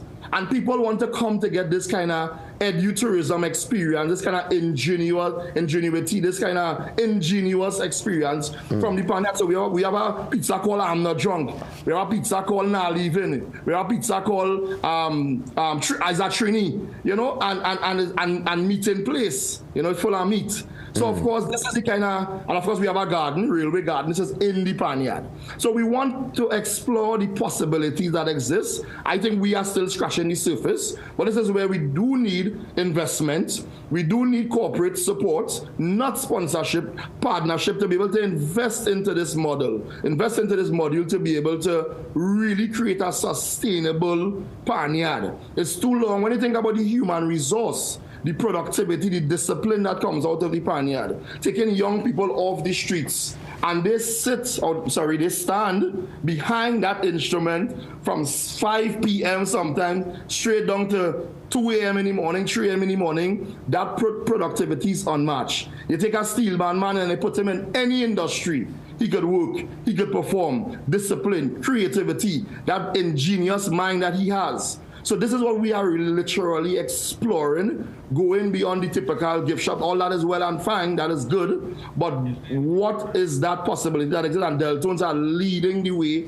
where that is concerned. And when we get a partner that understands this, right, they would be able to find that gold mine with us to be able to explore these possibilities, and this school in Pan model to be able to really create not only a better Trinidad and Tobago, but really put Pan on the map. Public public-private, I would say, involvement and vision. But let me ask you before we wrap things up, is there any more that the government could do at this point in time, like in this current moment, in the current economic climate and in the current geopolitical uncertainty we find ourselves in? Yeah, absolutely. I would say we have to start by definitely rethinking, from what I'm saying, rethinking this entire thing, right? It's never too late. It's never too late to rethink something, a system that is broken, and let's rethink it. Let's see how do we rethink this entire economy and invest into it. Let's have this symposium. Let's further develop it, and let's build Deltoons as this blueprint. Because at this pre-meeting we had at Alokjak, all different band members were there, and all of them were humble enough to say, hey, you see Deltoons, they are leading the way in this whole sustainability thing. We are going to support you all. We want you all to be this blueprint for the world. Because we all know that pan happening all over the world, in different countries, all over the place. And if we are sharp, they cannot want to take from us what if we fighting and tugging. So the government now have to be able to say, let's create this blueprint model. We want to have an open data policy where it's people Panyards can learn from us. It may not be railway, it may not be pizza shop that you're creating your Panyard, but it could be something else coming out of the heritage and legacy of your Panyard. We have our Kusume Festival. Support these initiatives to be able to showcase what can culminate on the Panyard at the end of the year, everything that we have done in this whole school in Pan model and the Panyard Universe model. So it definitely needs support. Without, we continue to climax and innovate as our ancestors taught us to do. Dr. Alpha Sanon, as always, sincere thanks. Keep us posted. I'm happy to know that the wheels are turning on what seems to be a very sustainable business plan. And as you rightfully said, it's not sponsorship, it's partnership. And I hope that the partnership comes in a massive way for 2026 and beyond. All the best. Amen. My brother, thank you for having me. Yeah, most definitely. The communications director for the Siparia Deltoons Steel Orchestra. Good morning to all our friends in Siparia and beyond. Uncle Dave, actually, he lives in Siparia there, Antoine Trace. Uncle Dave, morning. Always great to have you on. Let's get ready for another important conversation. Vigil for Peace 2. Abio Jackson was on with me a couple of weeks ago. They're going again now for another installment where they want people to come out and lift their voice, because nobody, and they say nobody, and we say nobody, wins a war. Abio Jackson up next.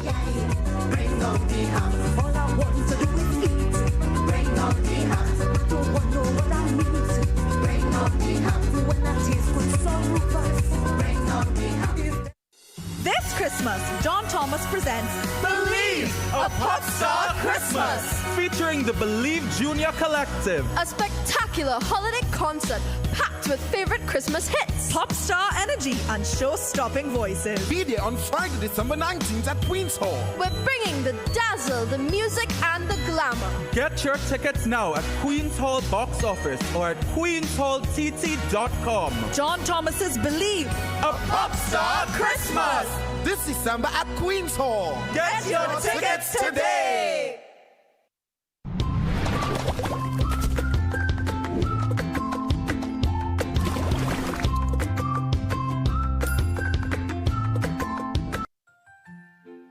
Oh, hi, I'm Jackson. It's nice to meet you. And this is my Super Pocket. It makes whatever I need to save the day. If I imagine it, it appears. Come with me on 4 Christmas adventures, where we help people and protect our planet.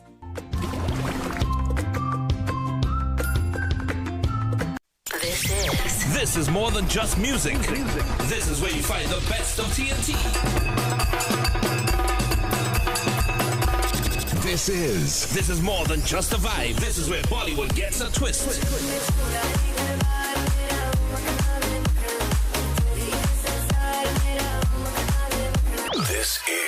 This is more than just energy. This is Bhangra and indie pop too.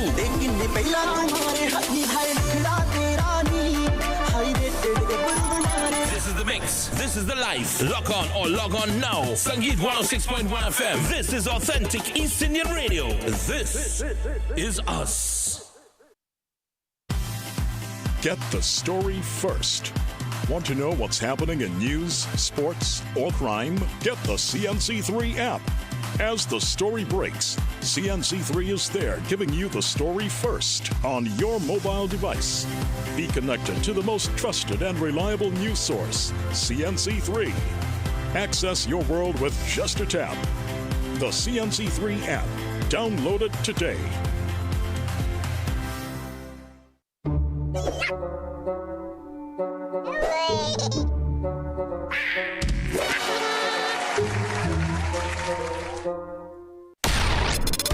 Filmmakers, producers, content creators, influencers, and recording artists. If you're looking to rent a versatile studio space with green screen, video wall, cyclorama, and more, look no further. GM Labs is here to make your dreams a reality. Located in the heart of Port of Spain on St. Vincent Street, GM Labs is your one-stop shop for all your creative needs with over 2,800 square feet to work with. Take your creative concept to the final product at GM Labs. Give us a call or WhatsApp or message us on our Instagram and Facebook pages at GM Labs TT.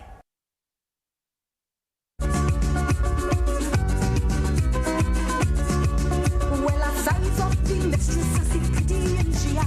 The girl was in distress to say no mama die. And the truth. Well, social activist Abeo Jackson is on the Zoom line, taking a little break from her own morning show to join this morning show to treat with a very important talking point. It's the, again, Vigil for Peace, the second installment. We saw Abeo from as early as a couple of months ago, probably a couple of weeks ago, well, standing there with other personalities, by the Queen's Park Savannah, lifting a voice, not just talking the talk, but really walking the walk and trying to get folks to also lend their voice to what you would have said, and I think it's a correct call. Nobody, and you say nobody, wins a war, and we have seen that throughout humanity, and we could look at the history books and we can see that play out in real time. But when we look at this current situation, Abeo, and where we are going into December, still very much in a place of uncertainty, and with the recent development of the radar installment in Tobago, what's the approach? Is there a different approach going into the second installment on Sunday? And welcome, by the way, Abeo. Great. There is a bit of a difference. Yes. Thank you so much, and good morning. Greetings to all of your listeners. Thank you for the space. Yes, there is a bit of a different approach. We are trying to privilege youth voices. So we are on the search for some young people who are, movers, shakers, disruptors within the space, who have things to say, because there's an idea sometimes that situations such as these only affect, or there are only opinions coming out of particular generations from the millennials who up. But there are actually quite a few young people. There's a strong intersection of young people, particularly our Gen Zs, who have plenty to say in terms of how they feel about this developing situation. So this vigil is going to privilege those voices, which is not to say that we will not have some of our elders in the mix also lending support, sharing their voices, sharing their opinions, standing in solidarity. But this one in particular privileges younger voices. As well, I want to make mention of a petition that is currently being shared on change.org that we are encouraging everyone to sign. We will also have the petition in person at the vigil, which will allow folks who aren't necessarily that tech savvy to be able to sign in person. But if you have access to the interwebs, you're searching Support Caribbean as a Zone of Peace, Stop U.S. Militarization of the Region on change.org, and we are encouraging everyone to attach their name to the petition. We are currently at just over 1,900 signatures, and it would be wonderful to cross that 3,000 mark by the time we get to Woodford Square on Sunday.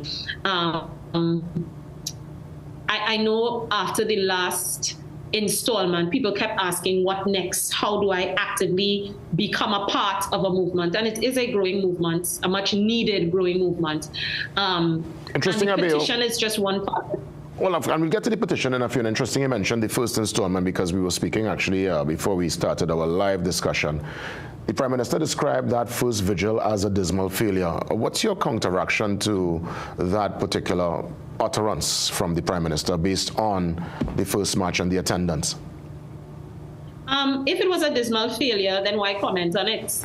You know, why did it garner enough attention for you to comment on it? The point is, clearly it's a growing movement, and clearly it's beginning. The voices of dissent of concern to the current hegemony, the current administration, not just our local space, but also the imperialists that are encroaching.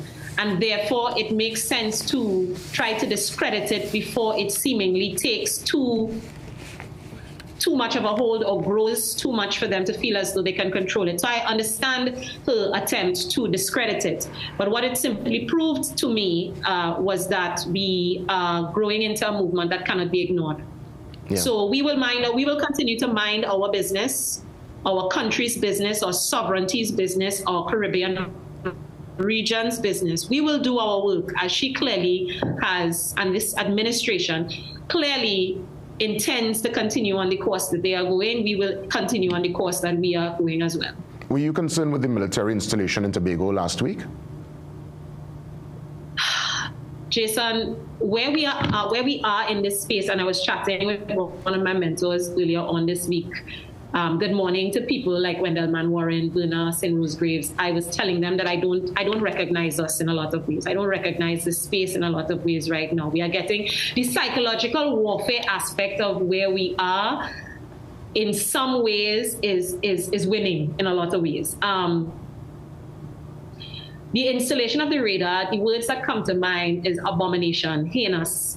The fact that we have offered Tobago as a sacrificial lamb in a lot of ways. And Tobago, for the most part, was kind of out of the conversation. And the fact that they've been thrown into the mix. They've literally become a target, because anywhere that has a radar that is specifically for the purposes of militarization, for the purposes of war, that radar is not just about, it's been bandied about that it is for the purposes of protecting our borders. That radar is not for the purposes of border protection. It is specifically for the purposes of war. Yes, and targeting. And as such, it has made Tobago a target. Because obviously, if it is, that's where the radar sits, and that radar is very instrumental in targeting the Venezuelan space, then obviously the radar itself and where it sits then becomes a target. So this is the reason why things like heinous and abominable comes to mind, particularly in terms of how they have tried to manipulate public discourse, how they've obfuscated since this whole thing started. And I'm using those words because I'm still trying to hold on to some level of restraint and not call people liars to their face in a kind of a way. I'm still trying to have some sort of politic about me. Diplomacy, yes, I understand. Diplomacy, not a little yes. politic. But what has happened with that radar installation, and in terms of how the information has been treated with, is unacceptable. The fact that the general came to Trinidad and Tobago, flew approximately 5 hours for a 2-hour meeting, and you said categorically that Venezuela never came up. Never came up. He made what was in essence seemingly an unscheduled visit to Trinidad and Tobago, popped up and left. And within hours, we had military planes landing and refueling in Tobago. The radar went up under almost the cover of darkness. And I know sometimes we give traditional media a hard time in Trinidad and Tobago. You know, we give our brethren and sistren sometimes a hard time in terms of getting the story and doing their due diligence. But in this case, we really have to, and I think it was CNC3 that broke the picture first, actually, and some of the video first. In this case, I really have to say thank you to a lot of our brethren and sistren within the media who are going above and beyond to try to get to the truth and the meat of the matter. Because without that, a lot of our population would very much be in the dark. Abi, you know what was interesting, and truth be told, this morning I had a conversation with another activist, but she's a Venezuelan activist, born in Venezuela, now living in Trinidad and Tobago. Her name is Sofia Figueroa Leon. And hearing from her own lived reality and getting that Venezuelan perspective in the conversation was rather interesting because, again, the focus is on what's happening in Venezuela, and clearly the U.S. have their eyes on our neighbors 7 miles away. It almost seems like many Venezuelans, they want the regime change. As to how it's going to happen, how they're going to get Maduro out, leaves to be, that's a question we don't have an answer for just yet. But nonetheless, just to kind of get pick your brain as it pertains to the Venezuelan perspective and the many Venezuelans who, what she said, I thought it was 7 million, she said it's 9 million would have left Venezuela and they're scattered all over the world. Have we taken into account the Venezuelans, their feeling, their particular sentiment in all of this? Here's the thing, Jason. Nobody said this was simple. Nobody said this was black and white. This is extremely complicated. Culture and cultural, social politics are very, very complicated. And yes, there are many people. There are probably a lot of Venezuelan dissidents residing here, residing all across the diaspora, etc. However, let's take into account the history of this space. A lot of what is happening in Venezuela is also as a result of geopolitical imperial interference. Much of Venezuela's economy was tanked as a result of sanctions. Those sanctions, many of them came as a result of American interference. And a lot of this has to do with grab for natural resources. So yes, what that does is create a pressure cooker situation inside of a country where, yes, there are many people who would not agree with how their sitting government would have handled certain things and have their own grouses. And they have a right to have their own grouses. What we don't have a right to do is stick our nose into our neighbor's business on that level and literally facilitate the interference in their sovereignty and their democracy. That is not our role and function. And how dare we think that we would be on the right side of history to do something of that nature, and that the way to do it would be to co-sign an imperial entity that is not above blowing human bodies out of the water after they've been already injured and clinging to wreckage. That's what we're signing on to. Pete Hegseth is a war criminal at this point. And the term war criminal would apply if they were in active war. The American Congress has not co-signed a war, which literally just makes him a murderer. That's where we're at. That's the kind of conversations being had in international spaces. I empathize with Venezuelans who have their feelings in terms of the Maduro regime. But they have a right to be able to sort that out amongst themselves. And we cannot ignore the geopolitical circumstance that would have brought their economy to where it's at. It did not happen in a vacuum. It didn't happen in a vacuum. And to pretend that it did is very, very disingenuous. And we should never be swayed by that level of propaganda. Because there are just as many Venezuelans inside Venezuela who are standing behind the Maduro regime. And again, that is also not necessarily our business. Our business is that our government, our administration has piggybacked us to an unjust war, has fractured our relationship with CARICOM and our CARICOM neighbors, and has taken it so far to interfere in the sovereignty and democratic processes in other Caribbean countries. That's where we are at. That's the Trinidad and Tobago that we are certainly talking about. Yeah, Abeo, indeed, Sunday, it's an important gathering again. The second installment, you would have mentioned that, you're going to create a space for the young voices to be heard. That's a very important element in the second installment of the Vigil for Peace. So just give us some more of the intimate details as to timing, how we can register, and, I know it's Woodford Square, but just, we want the intimate details for Sunday. Sunday, we start at 4:30 p.m. You could probably start coming down from all around 4, situate yourself.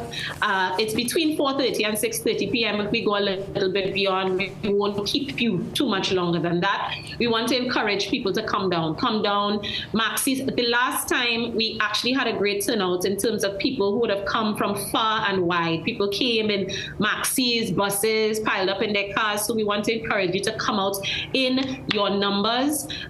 We want to encourage you to bring your placard, bring your own masks, and come. That's the kind of energy that we want to encourage on Sunday. We also want change.org, or if you want to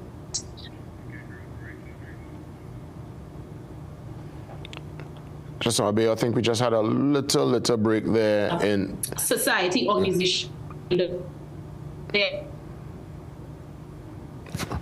Rastafari, who made a powerful intervention the last time, concerned Muslims of Trinidad and Tobago, the Emancipation Support Committee, Fishermen and Friends of the Sea. Good morning, Gary Aboud. We know how he fared the last time, but he is still on board. Ifa Orisha, Council of Trinidad and Tobago, Movement for Social Justice. Good morning, Brother D. Network of NGOs for the Advancement of Women, Trinidad and Tobago Scrap Iron Dealers Association, the amazing young people of Trinbago for Palestine, and of course the Warao Nation of Trinidad and Tobago, because having that indigenous people's intervention is also extremely important to us. So we're looking forward to seeing out in their numbers. It cannot be dismissed as a gimmick or a dismal failure between 4:30 p.m. and 6:30 p.m. Abeo Jackson, thanks so much for coming on this morning to share with us. The Vigil for Peace, the second installment is carded for this Sunday. Keep us posted and we will chat soon. All the best. Yes, Abeo Jackson touching base with us this morning. With that, we take a pause. We come back and we get into some housekeeping before we officially pull the curtains down at 8 o'clock. Always December 1st, you know. December reach already 2025.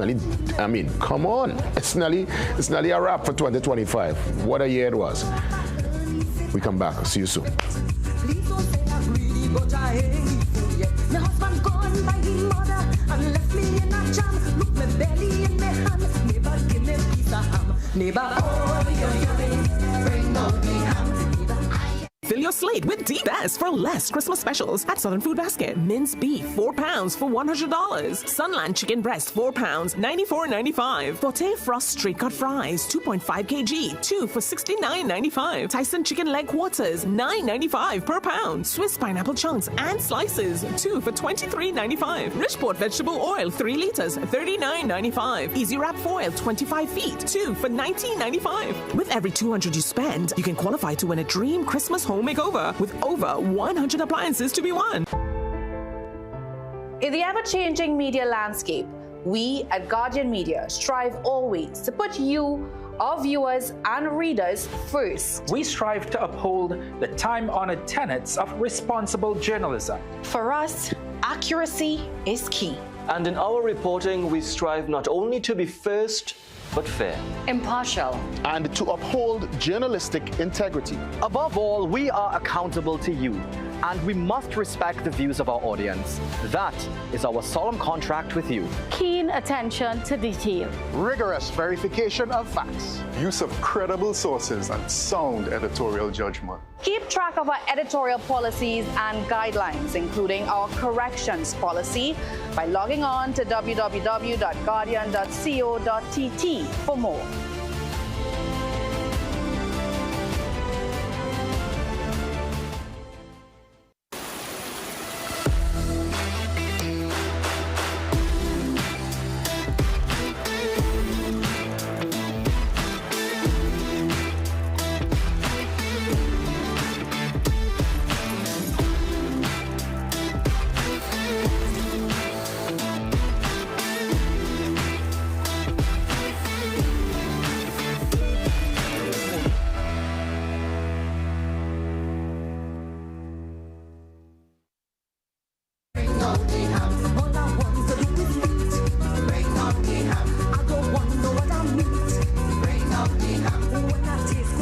Yes, Christmas around the corner. Could you believe it? My goodness. Let's remind you ways you can contact us and sit on the couch with me or join me on the Zoom line. You're sending your email to TMB.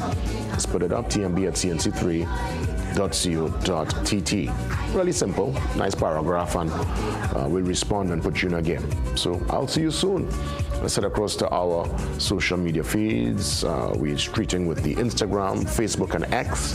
Very active. I get lots of my updates via the Instagram page. I must say, we on point. We don't miss, you know. We don't miss. And you see the CNC3 mobile app. Oh, if you don't have that on your smartphone as yet, I don't know. Come on. Don't know what you're waiting for. It's your number one source for verified breaking news. Get all your favorite content on demand, and I tell you, get it today. Yeah, the CNC3 mobile app. Programming details, the full works. Let's head across to the Trinidad and Tobago Guardian. That's right. Guardian of Democracy. With your new look and feel, all your top stories, sports, opinion column, business page. Oh, yes. Morning to the business desk, sports desk, everyone who contributes to make this paper come alive every single day. Visit guardian.co.tt today to enjoy the digital Guardian. Today, a couple things happening. It's World AIDS Day, so that's a big one, December 1st, commemoration and remembrance and more so awareness. So that's a very important one on the calendar. Also today, from what I understand, it's election day in St. Lucia. That's right. This is the incumbent, right? Their Prime Minister, hoping to hold on. Chastanet, who was Prime Minister before, who is opposition, trying to, go back into the corridors of power. And St. Lucia's election, the two big personalities there. St. Lucia's election is also one to look at from a really strategic lens. We saw what happened in St. Vincent last week. There was a total shift. And, again, the question is, will yellow be the code also in St. Lucia? Because that yellow is the code mantra. It definitely, there wasn't, come on, it's clear to see. I've never seen where local personalities on the ground campaigning in that open manner. Probably it was done behind the scenes. But I think with St. Vincent the Grenadines, granted that Dr. Gonzalez was there for such a long time, I think it was only natural that they probably wanted that shift. And we saw 5 years before, there was a very close election. I think it was 9-6. So the opposition there, they were gaining ground. So it was just really inevitable that they went over the line, and over the line they did, in a massive way. St. Lucia, though, this is a very interesting election, and we look out for the results tonight, and we will get some discussion on it tomorrow. So we stand by for what's going to take place in St. Lucia. They head to the polls today. Our brothers and sisters there in Grosile, Castries, we love St. Lucia. Beautiful, beautiful space. And as I mentioned earlier, as I'm talking about my Caribbean brothers and sisters, kudos again to Barbados. They would have celebrated their 59th independence yesterday. Big parade, things happening all over. I guess the only country didn't do any independence kind of celebration was Trinidad and Tobago. I wonder why. My goodness. Well, Barbados, congrats on your 59th. And I know for 60, you're going all out. So good morning to all the Bajans here in Trinidad and Tobago and scattered throughout the length and breadth of the world, and to my family also there in Barbados. I know you all had a great time. Yeah. Let's leave and make our departure. It was a great, great show. First day of the week, first day of the month. We feel good. We're looking forward to this month of December. Let's be patient. Let's be considerate. And let's be safe. This is a kind of timing where it brings out the best, and unfortunately it also brings out the worst in some. So let's lean towards the side of the light, the side of good, and also lean towards the side of self-awareness, because that is your first line of self-defense. Just be aware of everything you do, where you park, where you conduct yourself. And let's have a great one for Christmas 2025. Have a great one, TNT. Be safe, and God spare. I'm back for more tomorrow. All the best. Signs of the mistress, I see pity in GI. The girl was in distress to say no, mama guy. And the true joy of Christmas was then revealed to me.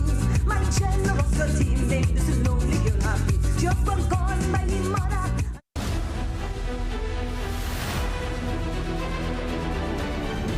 The Morning Brew is brought to you by Omega XL.